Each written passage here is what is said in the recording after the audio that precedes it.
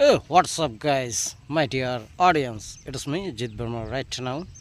Welcome to my another new video today.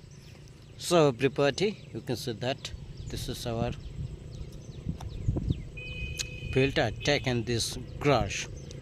আসলে এটা হচ্ছে আমাদের পাট ক্ষেত, আর এই পাট ক্ষেতে আমি নিড়ানি দিচ্ছি। তো প্রচুর ঘাস রয়েছে, এদিকে দেখতে পাচ্ছেন অনেক ঘাস।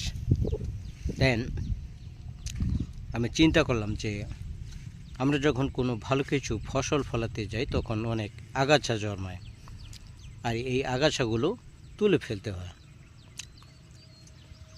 না তুললে ভালো একটা ফসল পাওয়া যায় না। ঠিক তদ্রূপ আমাদের জীবনে, বাস্তব জীবনে আমাদের কিছু খারাপ অভ্যাসগুলো আমাদেরকে বর্জন করতে হবে, তাহলে আমরা সামনের দিকে এগিয়ে যেতে পারবো। আসলে আমাদের কিছু কিছু পথ অভ্যাস রয়েছে যেগুলোর কারণে আমরা সফলতা অর্জন করতে পারি না, এবং আমরা যে ভালো কিছু করতে পারি বা আমাদের যে প্রতিভা রয়েছে সেগুলো বিকশিত করতে পারি না। সেজন্য আমাদের প্রত্যেকের উচিত হবে যে আমাদের যেগুলো বদ অভ্যাস রয়েছে, যেগুলো খারাপ অভ্যাস রয়েছে, সেগুলোকে আমরাকে বর্জন করে ভালোটাকে বেছে নিয়ে এগোতে হবে।